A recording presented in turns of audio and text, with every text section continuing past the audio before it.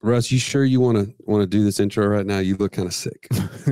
I am, man. So I've been looking at a house on the lake. I've been admiring, envying, coveting, if you will. Man, what a sin. What a sin.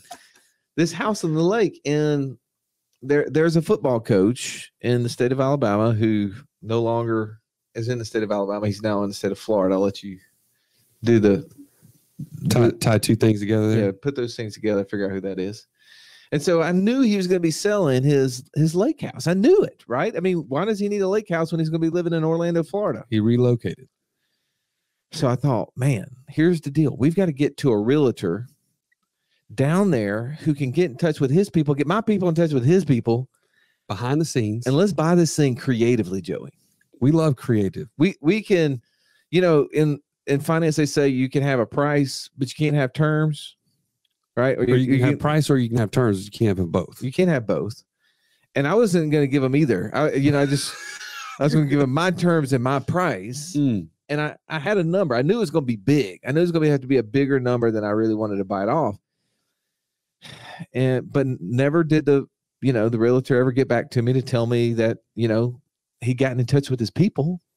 And so I get a text just a second ago. It's like, I need to know if you're serious. House just came on the market. Sorry, I didn't know it was coming on the market. Let me know if you're serious about it. You're like, dude, I told you it was coming on the market. I'm like a prophet. So I go on and I look at the listing online, Joe. Yeah. 8.25 million. Ooh. That's just a smidge over my buying mark. It's not in your buy box. It's just a smidge higher than I was looking to spend on a second home at the lake. Man, you'd have to have like 6 families go in on that deal, and everybody lived there at some point or another. Well, I was just looking at it. There were 6 bedrooms. I figured like we could get 6 small families, and we just all stay in our own bedroom. It is a silly, silly house. I will give it that. That price is even sillier. The real estate website calculated the monthly payment on it at $28,000 a month. That's just dumb. A little bit outside the budget. Well, today we're talking in the inner circle or the round table. I'm sorry, before we get to the inner circle, but we're talking about how cash value and long-term rentals go together. And I hope that you will enjoy us making fun of JD and his mustache in this episode as much as I enjoyed it. Yeah, this is probably going to be one of those rare opportunities because I don't think he's going to survive with a mustache after today. Not a chance, but there's a lot of great takeaways in here. I hope you'll enjoy the episode. Let's belly up.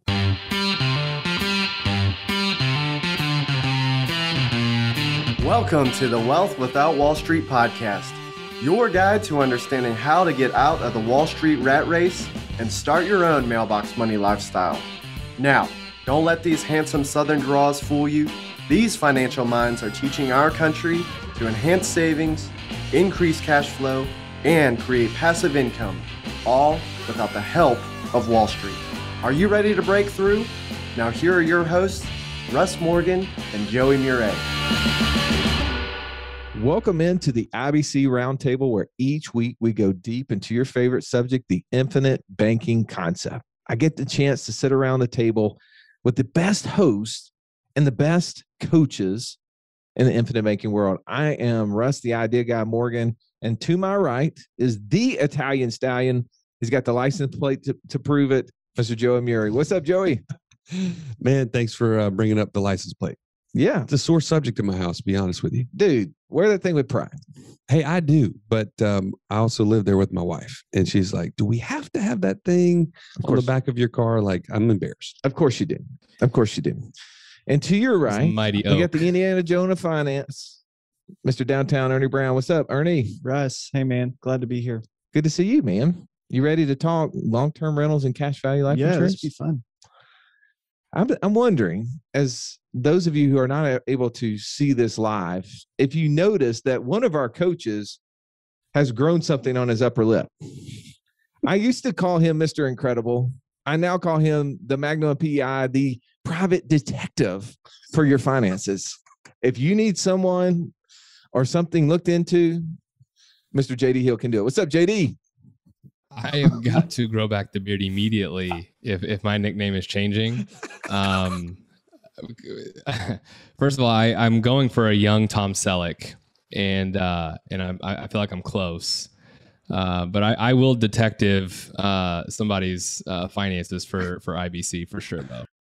No worries. It's not cheap, but I'll do it. Thank you. I mean, somebody had to do it. It is a good. We've had a good laugh this whole week at that, and I appreciate you wearing it just for those watching today. But let's jump over. We've got the resident pilot, Mark the Gooch Haraguchi. What's up, Mark? Not much, guys. Just switching up locations. I had to leave the bamboo behind, so now I just have like a lone pine or a couple pines behind me on the wall. So, yeah, Mark. By the way, you haven't spent a whole lot of time in the South. I would say those aren't pine trees. They are skinny and they're green, but they are not pine trees. I don't know what they are, but those are not pine trees. But thankfully, that's not your expertise. It is, dendrology. Is that the classification of plants and trees? I'm going to guess you're wrong, but I don't know. You're not a dendrologist? No. I don't know. No? Okay. All right. Back to the subject at hand. Today, what are we talking about, Stallion? We're talking about long-term rentals and how does cash value enhance that? How do we partner those two things together? How do those things come together? Because obviously, in the effort to create passive income, we've got to get our cash values at work. Yes. And one of the most common areas to do that is in the real estate world, and even more common in the real estate world is long-term rentals. That's right. And so let's talk about today. How does that come to mind? How does those two things come together? So when you think cash value life insurance and long-term rentals, Mark, what's the first thoughts that come to your mind? I like being able to leverage the cash value to come up with the down payment and not have it work against me. If we go back to the very first podcast I did with you guys, I was spinning my wheels trying to save money and then buy and save money and buy. And the problem I was having there was, I kept chopping down the tree. That tree would grow and then I would just chop it down and then it was done. I got nothing else out of it. So now using this system, I can keep that tree growing while leveraging against it. Was that a pine tree? Or was that a cedar tree? It really is a good thing that I learned to fly airplanes, not grow trees. So that's right. Well, but see, growing cash value is very similar to a tree. I like the analogy, and flying an airplane is very similar too. The more, the further you go, the longer it goes. The longer the destination, the more the efficiency it gets as you get closer, right? So I like that analogy. Ernie, what comes to mind when you're thinking about this subject? Similarly, maybe a couple examples of people that I've helped on a call this week with a guy who wants to get to financial freedom. For him, it's the ability to move his family wherever they want to go. He really sees the ability to leverage mortgages. And so we're exploring leveraging these policies to accomplish similar things. For him, he wants the ability to build lots of cash in insurance policy and buy those properties outright. Okay. As compared to the cash he's been building up in his bank account. Other people that I've helped, they want to do what Mark is adjusted to, and they want to be able to leverage their policy for the down payment. Either way, cash is being spent, and we can mitigate that cost of spending cash by doing it through an insurance policy first. Very good. JD. Naturally, what comes to mind for me is food, because I love food a lot like Joey. Speaking my language, bro. I know. And there's a gas station down the street from my house, and y'all knew I was going to go here. I had to. They have a Mexican burger, and I was there one time. It's almost every day that I'm there, but I was there one time in particular. They know me by name, and I was asking, I was like, "What do you recommend?" And he said the Mexican burger. I'm like, "Dude, I want to try the Mexican burger then." And he goes, "But you got to put carnitas on top of it." And I'm like, "Dude, sign me up for some carnitas on top of this Mexican burger." And it was unbelievable, just like cash values and long-term rentals. right? Because you're getting the best of American and Mexican all together, right? And you're getting the best of all the good things of real estate that you like: appreciation, tax benefits, leverage, cash flow. And I get all those same things inside of a life insurance policy as well. So to me, it's kind of like a hack, like a game genie, right? It allows me to do things that I couldn't ordinarily do without without the life insurance. Joey, do you know what a carnita is? I do, absolutely. It's You know, pork. Joey does. It's pork, right? It's pork I eat it. I don't know what it is, man. I'm just here to eat it. I was at a restaurant last night, and the couple that was with us, the woman got carnitas, and it's like these little fried pieces of pork that, by the way, she said were delicious. Mm.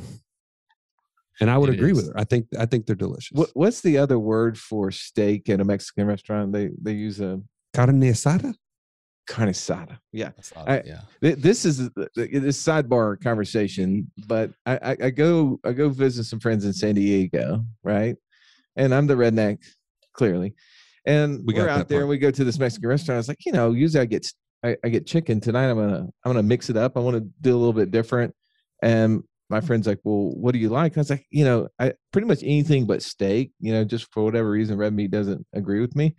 And she was like pointing at stuff. And I was like, well, I'm just going to go with the fajitas, the carne asada. She was like, what? And so when it comes, I'm like, wait, this is steak. She goes, yeah, I was wondering why you ordered that. I was like, well, is that a fancy name? I didn't know steak. Yeah. Right. Joey, that's awesome. That has nothing to do with our conversation today. Joey, we were on a call the other day. We were asked to kind of speak into a long-term rental group conversation, kind of a coaching group.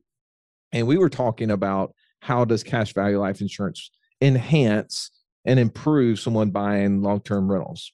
What were some of those points that we shared? Well, there's a lot of them. But I think just from to kind of piggyback off of what Mark was talking about is if you think about the benefits of that cash constantly growing, it's going to put you in position to be able to buy more properties with the same dollar, right? Over the long term. It's not going to happen over the first 3 or 4 or 5 years, but over a long game, and this is what real estate investing is, you compare that with life insurance and having that cash value constantly growing, you're going to be that much farther ahead. And like Russ, we've shared on the show before, your Ohio National policy you shared before has got now at 10 or 11 years in, you put in $1, it kicks off $2. At the very beginning, you were behind. Now you're way ahead, and it's just going to continue to snowball from there. So your position is you can increase your portfolio that much faster. Yeah. I think also one of the things that we found that most real estate investors really love about this, and you guys can probably speak to more examples, is the fact that one, there are no loan paperwork in regards to like mortgages and other things that you have to do. You don't have to fill out all of that. Like that's a game changer, because when you're investing in real estate, the last thing you want is more paperwork. The speed at which you can do business allows you to actually get deals, and sometimes even in the opposite situation, not get deals. And I think the other part of it is the unstructured repayments. And if you've never taken a loan from an insurance company, you don't understand what we're talking about. But let me break that down for you. Is that when we take a loan against our insurance policy, we do not have to make a monthly repayment. So there's several things that goes along with that. One, it doesn't go on my credit score. So when I'm trying to get other loans, right, and that doesn't affect my debt to income ratio. But also because I don't have that actual monthly requirement, that payment requirement, it might allow me, if I'm doing a flip or getting a property ready, to then turn it into a long-term rental, like what the conversation is today. I don't have that excess cash flow going out the door that maybe I've spent to put my down payment out. Maybe I've spent to do the rehab. Maybe I need a little bit of freedom in there, and that lack of payment structure gives me a lot more flexibility. And I see that as one of the conversations that most of our real estate investors really love about it. Oh yeah, absolutely. And I think the other part is when you have access to cash and you're a real estate investor, opportunities are much more abundant, and or you're much more competitive. And I mean, this is kind of timely because we're talking about real estate in 2021, and it's like holding on to sand right now. I mean, the number of deals that are hitting the MLS that are sold the same day with multiple offers well over listing price. If you don't have cash, you're at a huge disadvantage. And so now, granted, I think investors are typically finding their deals off market because they're getting them much lower than retail and so on and so forth. But cash allows them to move quickly. And I mean, you and I, Russ, we're operating off of a line of credit with our policies now, and can literally write a check from that line of credit today.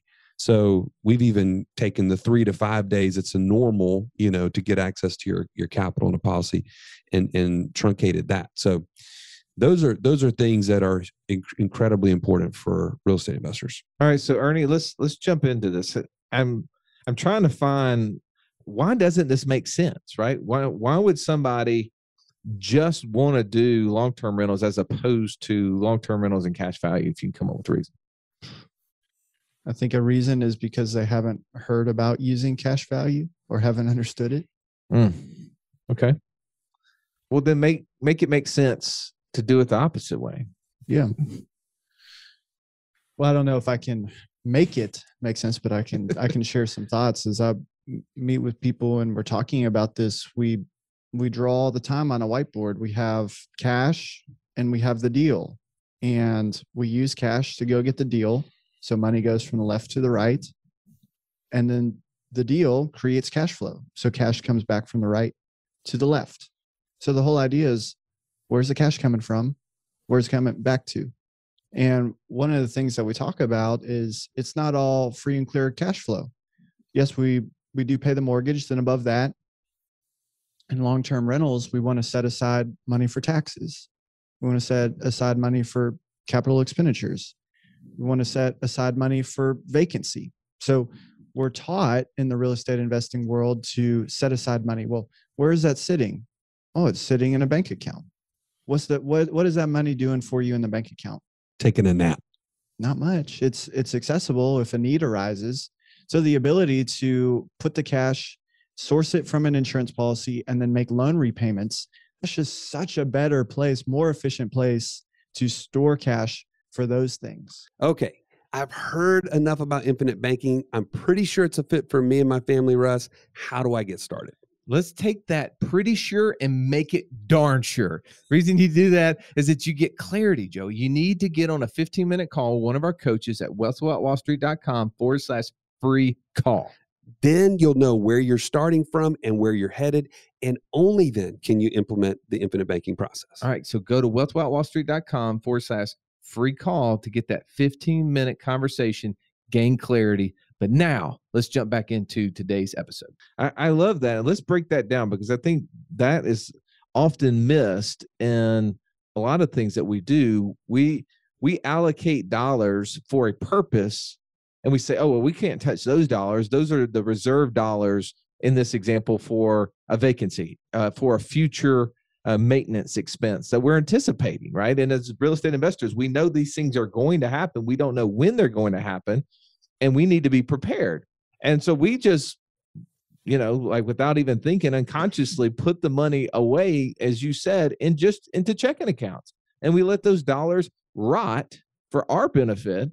But obviously the banks are not letting it rot. They're putting it to work. And so what you gave an example is, well, why couldn't you take those same dollars and shove those into paid up additions riders on policies and allow those dollars to sit there as a reserve for that specific policy until needed? But instead of it taking a nap, Joey, it's working. 100%. It's at work. I'm going to share one other, a case study. I was sitting with one of our clients one time. We were talking through his scenario, and he wanted to expand his system to include his children. And he was trying to think about, how do I do that? At what time?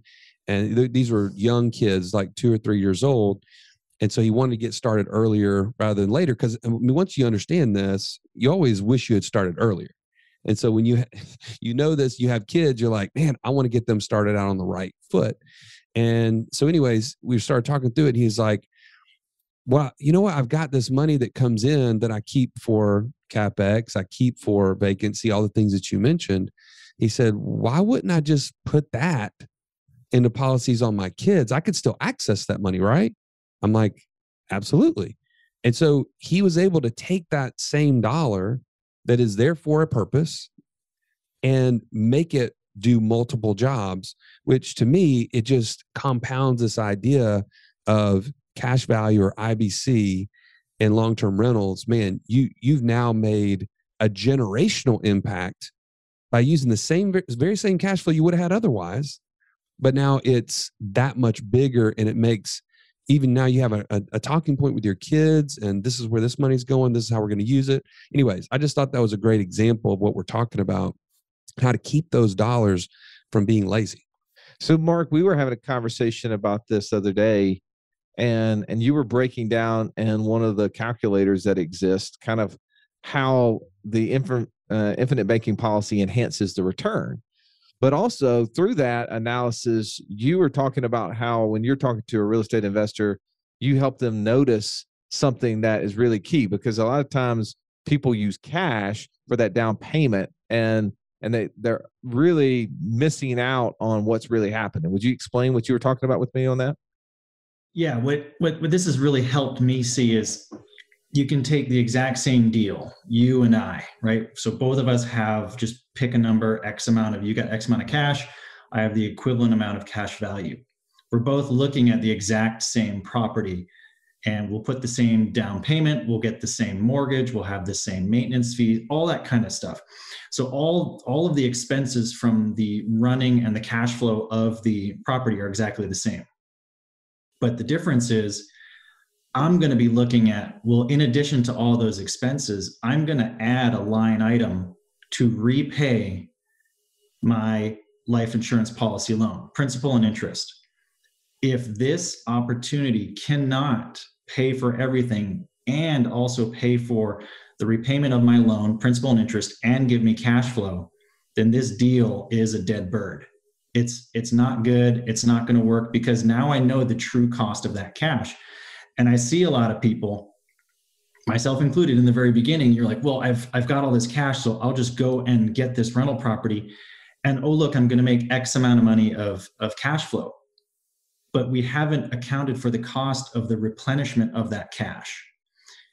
And now when you can start to look at it objectively and go, well, this is the true cost of my dollars. And if it's not going to be able to pay for all of that and bring home a few extra bucks, that's not a good deal. And I don't want to do it. And one other thing I was just thinking about now is, we talk about the flexibility of the terms. If you are an investor and you're looking at the BRRRR model, right? I mean, we can keep adding R's onto it because it keeps getting longer and longer.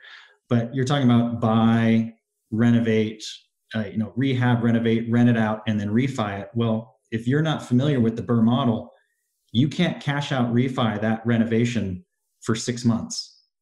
There's a seasoning period. So who's going to be making the payments on the loan for those 6 months? Who's going to be paying for that while you're waiting for it to get renovated, waiting for it to get rented? Oh, hey, if I use my life insurance loan, do I have to make payments on a schedule? No, I'm the bank. I make the schedule. I can defer those payments and wait for those systems to return. So now you've put yourself that much farther ahead than your competitors. That's such a great point. JD, what's your thoughts? Like, obviously, this is something that you work with a lot of real estate investors, and what are some of those stories that you could share with someone who's considering whether or not they should be using life insurance to help them enhance their real estate investing portfolio? Yeah, I mean, being a real estate investor myself as well, some of the things that I mentioned this earlier when I was kind of tongue in cheek about carnitas, but like the things that I like and love about real estate when you buy real estate, are I get appreciation, right? I get equity, I get cash flow. I get real tax benefits, right? Not just a deferral that I have to then pay back, but real tax benefits. I get cash flow. I get a hedge against inflation. I get a bunch of really large tangible benefits. Well, on the life insurance side, I get all those same benefits as well. And so what's fascinating about using IBC with real estate is it creates this dynamic to where I'm able to take $1 and now I'm turning it into $2, right? Meaning I can have that dollar working and earning inside of the policy, and it's also working and earning inside of the real estate transaction that I'm making. So outside of a life insurance policy, I'd effectively have to have $2 in order to accomplish that, right? I'd have to have money sitting in like a CD or something earning some arbitrary interest rate, and then I'd have to have a separate dollar to be able to go out and actually buy a piece of real estate. And I'm able to do that. Yeah, clone dollars, right? I'm able to do that, right, with just $1. And to me, I just think that it's so amazing how perfectly intertwined these two particular assets are, and how well they really do work together. One of the things I've seen too within this is that when families start learning this process, they're able to maybe partner their skill set of being a real estate investor, because that is that's an acquired skill. There's a lot of people who haven't learned how to make money in the real estate area, but some of the ones that are learning tend to be a little bit younger but yet when the younger you are, the less capital or access to cash you have. And when you think about like the parents who are trying to figure out, what am I going to do with my money, right? You got a lot of people right now that are, at the edge of retirement, and they're so fearful to leave their jobs because as soon as they do, cash is going to end. That cash flow is going to end. Regardless of where they've been accumulating money, they still don't see the writing on the wall of how that turns into cash flow. And what we've seen, which I think is really awesome, Joey, is we're seeing families who are getting this concept, and you get the older generation that are now buying policies on kids. They're adult children, the investors, and they're taking their capital, and now those kids are able to use those dollars as that bank, as that banking source that otherwise they would have had to go and borrow money from a traditional bank or from a hard money lender or wherever it may be. And now those returns are creating cash flows for the parents who really need cash. They need that access to money. And the kids are getting access to the dollars that maybe they wouldn't be able to, right? They're not able to source that capital maybe as early or as easy as they would want to. And I just love to see how that's coming together. Well, and I would add to that, there's an element, and gratefully we're not to this point in our family yet to where, the older generation is lacking in some cash flow. And as a younger generation, you feel this need and obligation to want to take care of your parents, let's say. But in the event that you could utilize this in almost like a business partnership sense, like what you're talking about, now you can maximize the cash flow that's going to that other generation. Because think about the alternatives, right? If I can invest, if the older generation can invest in that younger generation business, the knowledge and all the things that they have, they'd be able to make 10, 12, 15% on their money from a reputable source, i.e. their son or daughter, right? And now they're able to get that cash flow back at a much higher rate than if they'd use something like an annuity or a CD or one of these other things that they would have known about, from their time frame. And subsequently, that younger generation is building a business utilizing OPM, right? Other people's money, but it's somebody that knows and trusts them already. I mean, this is a beautiful partnership if we can do it right. And I think IBC is a perfect vehicle, not to mention the fact that the death benefits that are created from this just perpetuate it. It just becomes a much longer term thing than just this, one-off type of scenario. Well, we've talked about family banking a lot on this show and how generationally we want to build wealth within families. Well, first you got to get the wealth flowing. You got to get it centralized in a place that the family can use. You got to create rules. You got to create banking rules. And if I was going to lend money to a son or daughter for real estate, they're going to have to show me a business plan. They're going to have to prove to me that it's a good deal. But here's the alternative is that older generation, let's call them Gen 1, typically has their money just sitting in a checking account. So if the kid doesn't get the money from the parent, they end up borrowing the parent's money from the bank, right? It's all one pool of money. And the banks keep the difference between what they're not paying Gen 1 on the money and what they're charging Gen 2 to borrow it, if they will allow them to do it. Yep. If they can meet all those requirements. And so I love that. By the way, just as a quick reminder here, if you're not part of our inner circle, you're missing out not only on this conversation live, not only on the fact that we're about to go into the inner circle and we're going to do a case study where you're going to see the power of cash value and long-term rentals and what that's going to do for you. But we also have, you just reminded me, IBC 201, like the next level of implementing infinite banking, is included in your inner circle as a course. And there's a family banking course within IBC 201. So you get all that. If you haven't joined, you have no reason not to. We have a free 7-day trial as it stands. Go to wealthwithoutwallstreet.com/inner circle, and we'll see you there. All right, Mark, as we start to wrap up here, final thoughts on this subject matter. Love it. This is my jam. This is my foundation. This is how I got started. JD. I'm a big fan. Big fan. To me, again, it goes back to food, and this is like carnitas on top of a Mexican burger. It is so good. And if you're not doing anything with your IBC policy, at a minimum, you need to be doing it with real estate. Ern? I'm just thinking about what you just said about if Gen 1 is not lending the money out of the checking account to Gen 2, then they're going to the bank and the bank is just lending Gen 1's money. Okay. So they keep the interest, but what also fees to originate those loans, and how much more profitable could Gen 1 be if they charge the same fees to Gen 2, or how much of a better deal could Gen 2 get in the family if those fees didn't exist? Well, and I mean, who else do you want to be investing in? Don't you want to be investing in your children, right? Don't you want to see them create an opportunity? And this isn't about a gift, right? Sometimes we're talking about family banking at this moment. Sometimes people get a little bit like creepy on that. Like, wait a second, I've seen or heard how those deals goes down. No, those weren't loans. Those were gifts, right? And I think that's one of the things that sticks out to me is that when we're in a position where we have cash and we go to borrow money, we borrow money because we want to. Right? We were talking to somebody just about this week, and it was like, I chose to borrow the bank's money because right now the rates are just so low. And I said, isn't that awesome that you had the ability? You have the ability to make that choice. Most people are never in that position. They have to.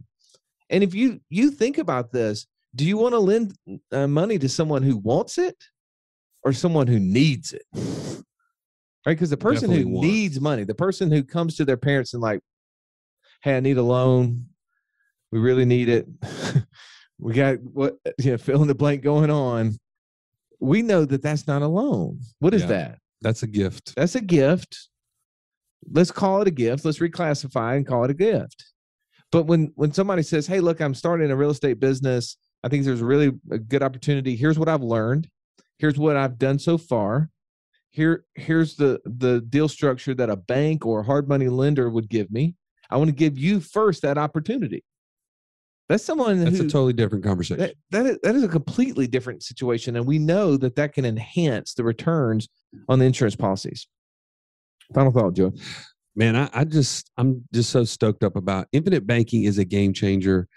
You couple that with a proper strategy for wealth building through any of the different things we talk about, especially, but through real estate, it just is dynamic. It's definitely like carnitas on a Mexican burger. So thank you for that analogy. By the way, if you listen to any other infinite banking folks out there, they will never use that analogy. It is unique to JD Hill. So JD, thanks for that, man. That's right. Yes. And also thank you for listening to this podcast. Thank you for trying to get closer to financial freedom and challenging your own mindset to determine whether or not combining life insurance, cash values, and loans against those to buy long-term rentals is what you want to do. As Joey said before, we're going to do case studies right now in Inner Circle, so we've got to let you go. But you always have a chance to come back to watch the replays of these videos to see how it enhances the returns, because it is amazing, by the way. When you are using the cash values, it will enhance the returns significantly. I think we're going to show an example where it goes from about 11% to 115% or more. And that's just a really cool aspect that we get to have get a chance to share with those in the Inner Circle. Hopefully you'll join us, as Joey said, at wealthwithoutwallstreet.com/inner circle. Thank you for listening. Have an amazing day. This has been the Wealth Without Wall Street podcast. Don't forget to subscribe to the show to break free of the Wall Street mindset and begin building wealth on your own terms in places you understand so that your wealth will never run dry. See you next episode.